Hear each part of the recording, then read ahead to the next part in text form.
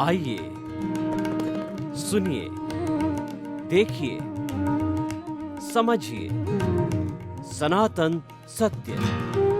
जैसी दृष्टि वैसी सृष्टि, दृष्टि विज्ञान। कुदरत, कुदरती रचना एवं कुदरत के कानून से शाश्वत सुख की प्राप्ति। जोधपुर के परम पूज्य महात्मा उपासक प्रोफेसर डॉक्टर सोहन राज तातेड़ के निर्देशन में सनातन सत्य। जैसी दृष्टि वैसी सृष्टि, दृष्टि विज्ञान।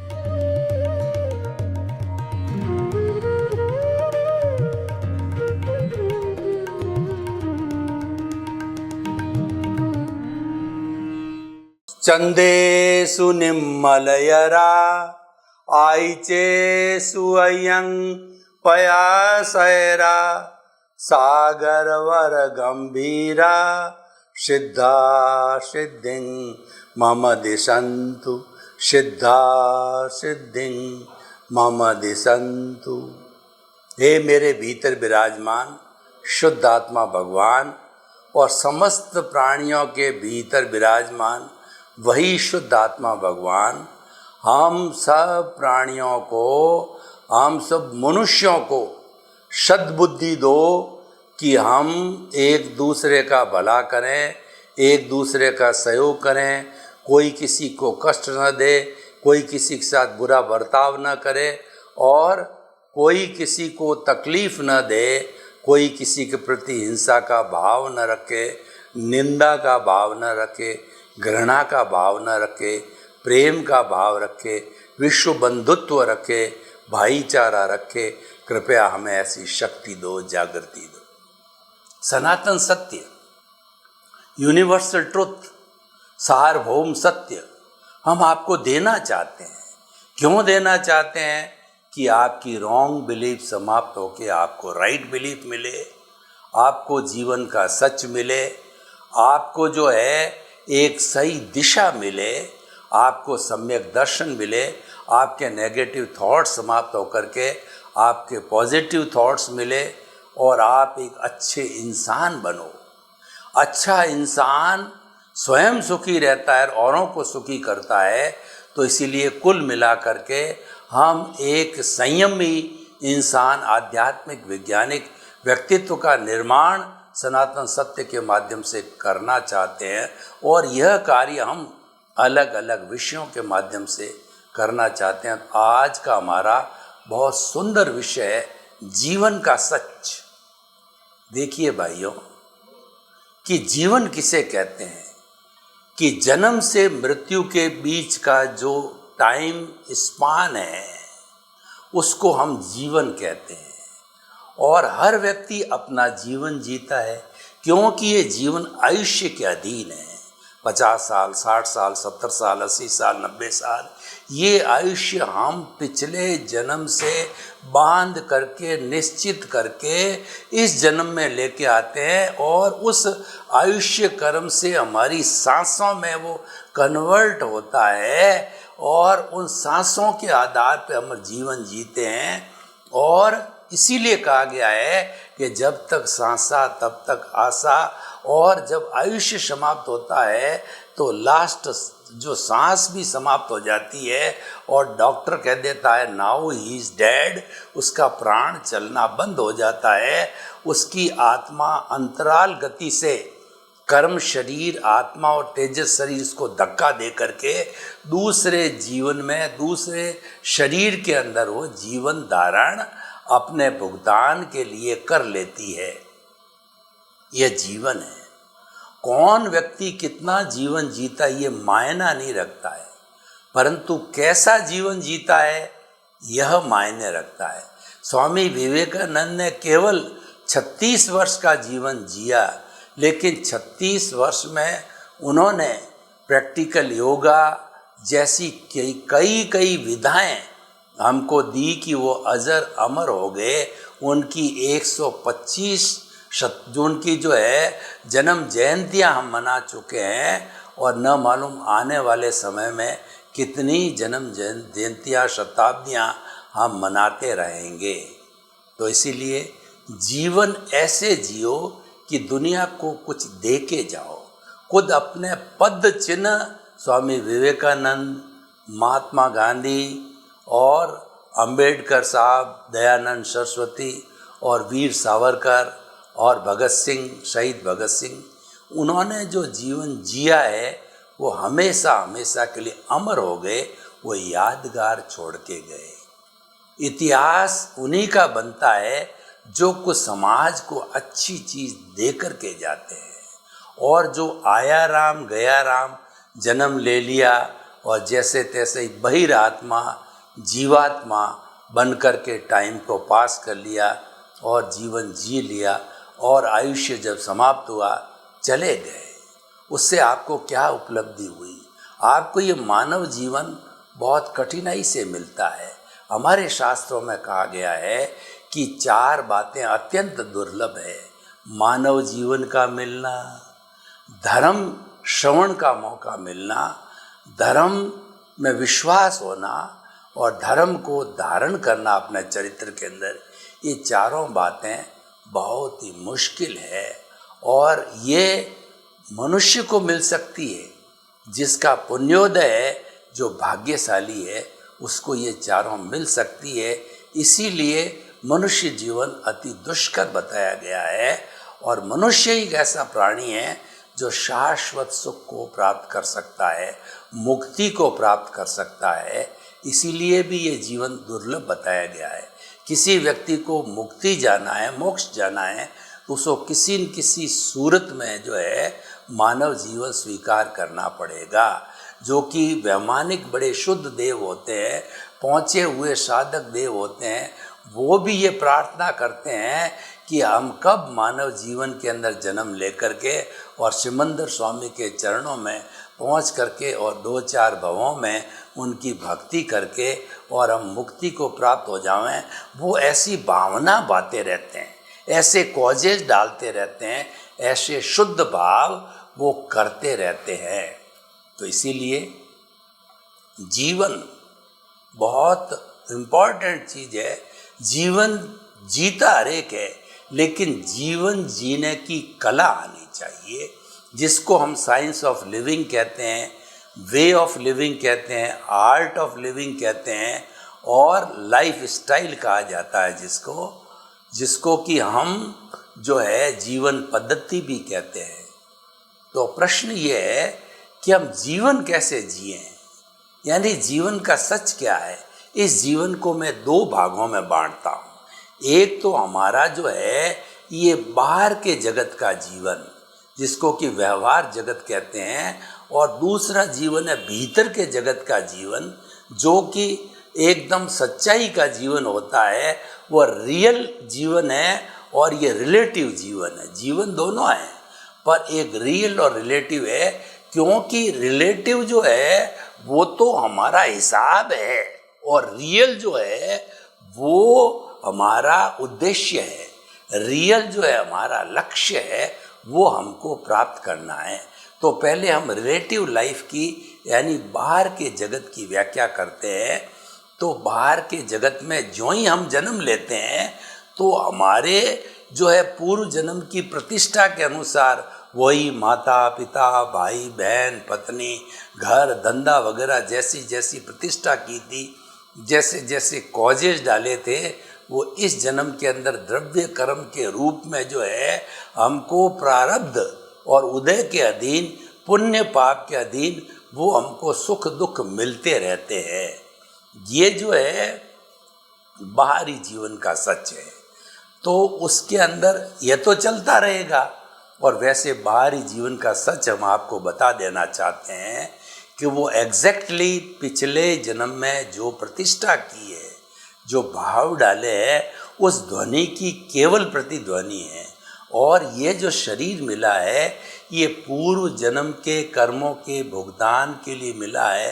बस इसका यही फंक्शन है इसके अलावा कोई फंक्शन नहीं है। और इस शरीर को यह भी कहा है कि शरीर माध्यम खलु धर्म साधनम। इस शरीर का अगर उपयोग करना चाहते हो तो इसको धर्म का साधन बनाओ, क्योंकि धर्म के लिए साधन की भी आवश्यकता होती। साध्य की प्राप्ति के लिए साधन जरूरी है, तो शुद्ध साध्य के लिए शुद्ध साधन की भी आवश्यकता होती है। तो शरीर एक साधन मात्र है, क्योंकि हम मंदिरों को देखते हैं, मंदिर के अंदर मूर्ति जो प्रतिष्ठा की हुई मूर्ति रखी जाती है, तो मंदिर नहीं बना होगा, मूर्ति कहाँ रखी जाएगी? सड़क पर तो नहीं रखी जाएगी। सड़क पे कोई चुरा ले जाएगा, सड़क पे कोई डैमेज कर देगा, सड़क पे उस भगवान की जो प्रतिष्ठा की हुई है उसकी अवमानना करेगा। तो कोई न कोई स्ट्रक्चर बनाना पड़ता है। और कोई भी साधक प्रभु के दर्शन करने आवे, उनकी उपासना करने आवे, तो स्थान भी तो होना चाहिए ना। इसीलिए ये शरीर है वो एक मंदिर है, और भीतर जो शुद्ध आत्मा बैठा है वो प्रभु है। तो ये दोनों मिलकर के इस प्रभु को आज़ाद कराते हैं, इस प्रभु को मुक्त कराते हैं। और शरीर के लिए यह भी कहा गया है, शरीर व्याधि मंदिरम। शरीर है वो व्याधि का मंदिर है, क्योंकि तो गलन मिलन धर्म है। इसकी तो प्रॉपर्टी यही है, लक्षण यही है, कभी मिलता है कभी घुलता है। तो इसीलिए इसके अंदर बीमारी आती रहेगी जाती रहेगी, साता वेदनी होगा असाता वेदनी होगा, क्योंकि पूर्वकृत कर्मों के भुगतान के लिए है। ये तो मन वचन का है कि तीनों बैटरी है जो पिछले जन्म में चार्ज करके लाए थे, इस जन्म के अंदर पूरा डिस्चार्ज होता है वो। तो इसीलिए हमारी स्वतंत्रता नहीं है इसके अंदर। मुख्य बात जो बाहरी जगत का जीवन है, उस जीवन का सच जानना चाहते हो तो आप इस बात में विश्वास करो कि इस जीवन को जीने में आपकी स्वतंत्रता नहीं है। ये तो जन्म लेते ही कुदरत के ताबे आ जाता है, और कुदरत कुदरती रचना और कुदरत के कानून के अनुसार काम करता है। मैं उदाहरण देना चाहता हूँ आपको कि मान लीजिए कि आप कोई भी कार्य कर रहे हैं, कोई भी फैक्ट्री लगाई है, कोई दुकान लगाई है। क्यों लगाई है? कि आप लखपति करोड़पति बनना चाहते हैं, लेकिन आप खूब एफर्ट्स करते हो, सब चीज़ पे ध्यान देते हो, आपकी अटेंशन करते हो, लेकिन कुल मिला के आपको प्रॉफिट नहीं मिलता है, लक्ष्मी की अंतराय लगी हुई होती है। तो बताओ आपके हाथ में है? नहीं है, क्योंकि कर्ता तो व्यवस्थित शक्ति है, वही करवाती है, वो संजोग खड़े कर देती है, नुकसान के संजोग खड़े कर देती है, लाभ के संजोग खड़े कर देती है। और वो संजोग आपके उपादान पूर्व जन्म में जैसा अर्जित किया है उसी के अनुसार ही मिलता है। उसमें रद्दो बदल करने की कोई स्वतंत्रता हमारी नहीं है। आपने कभी देखा होगा, आप थिएटर में फिल्म देखने गए होंगे तो 2-2.5 घंटे की फिल्म होती है, उसमें हीरो होता है, हीरोइन होती है, विलियन होता है। हीरो हीरोइन जो है दोनों प्रेम करते हैं, विलियन भी उस हीरोइन से प्रेम करता है। तो हीरो और विलियन के बीच में लड़ाई झगड़ा और होता है, और वो अंतिम में विलियन को मार दिया जाता है, और जो है वो हीरो हीरोइन की शादी हो जाती है। तो ये सारी जो स्टोरी है, ये जब फिल्माने के समय में तो इसमें कुछ भी करेक्शन दिया जाता है, और जब फिल्माई जाती है तो कितनी बार कट कट बोला जाता है। यानी शॉट डायरेक्टर वही मंजूर करता है जो सही शॉट लिया जाता है, वरना वो काटता रहता है, तो करेक्शन दिया जाता है। लेकिन जब फाइनली वो फिल्मा ली जाती है और रिलीज हो जाती है, उसके बाद उसमें कोई करेक्शन नहीं होता है। वह अलग अलग थिएटर में उसी रूप के अंदर जड़ के रूप में चलती रहती है, टैप रिकॉर्डर के रूप में चलती रहती है, चार्ज के से अनुरूप डिस्चार्ज होती रहती है। तो इसीलिए भाई और बहनों, इस सत्य को आप जानिए कि मन वचन काया तथा उससे जुड़ी हुई हर अवस्था मात्र कुदरती रचना है। यानी वो कुदरत के अधीन चलती है, और कर्ता कुदरत है, कर्ता व्यवस्थित शक्ति है। और लेकिन हम भ्रमवश, अज्ञानतावश, अहंकारवश अपने को कर्ता मान लेते हैं कि यह कार्य मैंने किया, ये घर मैंने बनाया, बच्चों का पालन पोषण मैं कर रहा हूँ और मैं बड़ा विद्वान, मैं बड़ा डॉक्टर, मैं बड़ा इंजीनियर और मैं बड़ा व्यक्ति है, ये भ्रांति पालते हैं। और ये मैं मेरा कर्तापन की बात है, यही मिसअंडरस्टैंडिंग है, यही रॉन्ग बिलीफ है, यही अज्ञान है, यही कर्म बंधन का कारण है। Here lies the point. सारी समस्याएं इस मैं और मेरा से खड़ी होती क्योंकि ये राग द्वेष से जुड़ा हुआ है और राग द्वेष अपने आप में अज्ञान है। इसीलिए जो है हमें बाहरी जगत का सच क्या है कि हमें राग द्वेष मुक्त होना चाहिए। हमें जो चश्मा लगाते हैं चरम नेत्रों के ऊपर, एक लाइक का, एक डिसलाइक का, एक राग का, एक द्वेष का, उसको उतार देना चाहिए। उसको उतार करके हमें तीसरा नेत्र, थर्ड आई डेवलप करना चाहिए। वह थर्ड आई, तीसरा नेत्र है समता की साधना। दोनों को इक्वल समो, सुख दुख और सत्कार और तिरस्कार और लाभ और हानि और उसके अलावा सुख और दुख, उसको एक समान समझो, दोनों को एक बराबर पलड़े पर तोलो, उसमें कोई अंतर न समझो, तो आपका जो बाहरी जीवन का सच है वो एकदम सच साबित होगा। क्योंकि जो है वो आपकी स्वतंत्रता के परे है। इसीलिए आप अगर अपने बाहरी जीवन में जितना व्यवहार करते हो उसके अंदर आप ये चिंतन करते हो, इस जगत का हर जीव निमित्त है, निर्दोष है, अकर्ता है और शुद्ध आत्मा है, तो आपको कोई तकलीफ नहीं होने वाली है और आपको जो है बाहरी जगत का सच मालूम पड़ जाएगा। यानी आपको कमलवत जीवन जीना चाहिए। जग माही ऐसो रहो ज्यों अंबुज सरमाई, रहे नीर के आसरे पर जल छूवत नाही। बाहरी जगत का सच क्या है कि आप बाहरी जगत यानी परिवार, आपका जहाँ काम करते हो वर्किंग फील्ड और जहाँ पे आप जीवन बिताते हो उसमें इस तरीके से रहो कि जैसे एक कमल का फूल होता है वह जो है मड यानी कीचड़ में कैसे रहता है। कमल का फूल तो बिल्कुल ऊपर रहता है और उसका संबंध तो सीधा सूर्य से और या जो है कीचड़ से उसका संबंध नहीं है, पर वो ऐसा चिंतन करता है। लेकिन कीचड़ ये समझता है कि उसकी जड़ और डंठल है वो हमारे साथ, यानी कमल हमारे साथ ही है। तो आपने जन्म लिया है क्योंकि आपका भुगतान बाकी है। उस भुगतान को पूरा करने के लिए जो है आपको घर वाले जैसा समझने दो। मेरे भाई है, मेरे पिता है और जो है वो मेरे जो है ताऊजी है, मेरे दादा है, कुछ भी समझते हैं समझने दो। लेकिन आप तो अपना तार प्रभु से, ईश्वर से जोड़े रखो। कौन सा ईश्वर? भीतर विराजमान शुद्ध आत्मा भगवान है, उसका रियल पुरुषार्थ करो। यानी आप भीतरी सच में चले जाओ जिसकी हम व्याख्या अलग से करेंगे।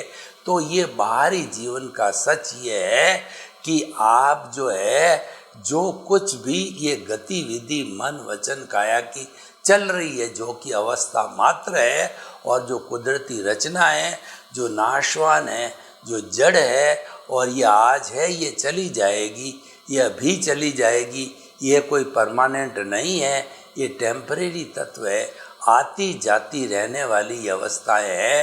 तो इसको जो है आप जो है वो निष्पक्ष रूप से मध्यस्थता के भाव से मात्र देखते रहो। देखिए, देखते रहो, जानते रहो, क्या चल रहा है उसको देखते रहो, जानते रहो। ज्यों ही ये बात बोली जाती है, सोची जाती है, क्यों ही ये लाइन ऑफ डिमार्केशन आ जाता है, यानी ये बाउंड्री आ जाती है बाहरी जीवन का सच और भीतर के जीवन का सच।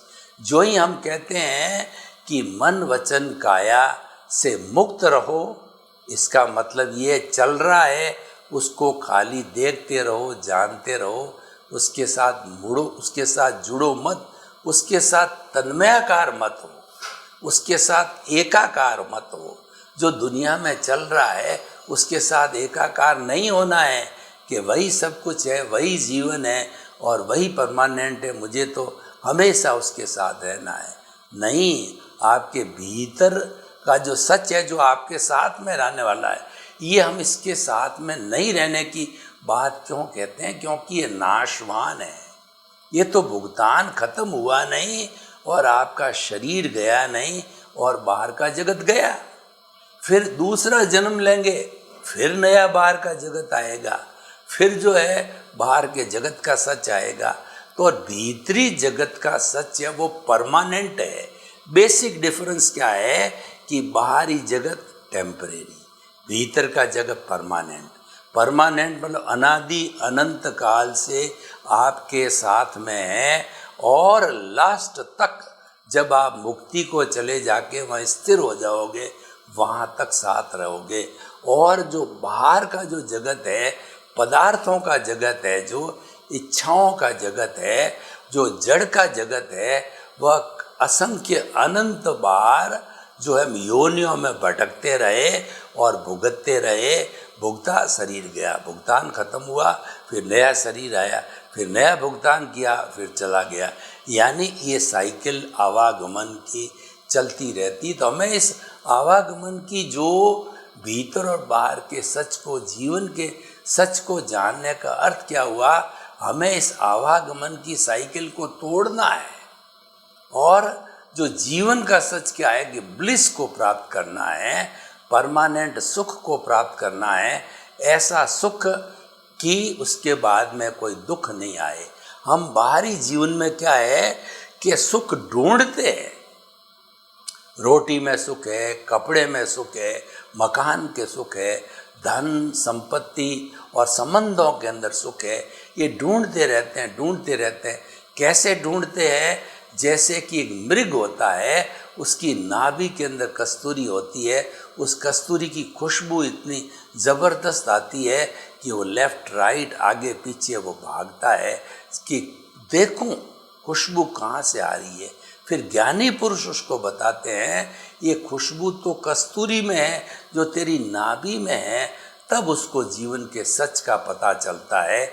इसका मतलब ये हुआ कि जिस सुख को तुम बाहर ढूंढ रहे हो वो तो तेरी आत्मा का स्वभाव है, वो तो तेरी आत्मा की प्रॉपर्टी है, वो तो आत्मा के साथ एम्बेडेड है, वो अलग नहीं किया जा सकता। गुणी को गुण से अलग नहीं किया जा सकता क्योंकि वो उसको स्वभाव है। अब अग्नि का स्वभाव है ताप देना, तो क्या ताप और अग्नि को आप अलग कर सकते हो? पानी का जो स्वभाव है शीतलता देना, तो क्या आप उसको अलग कर सकते हो?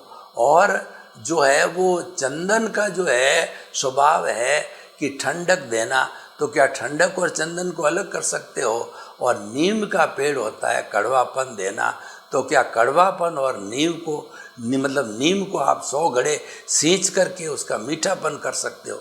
नहीं, क्योंकि वस्तु स्वभाव धर्म, वस्तु के स्वभाव को ही धर्म कहते हैं।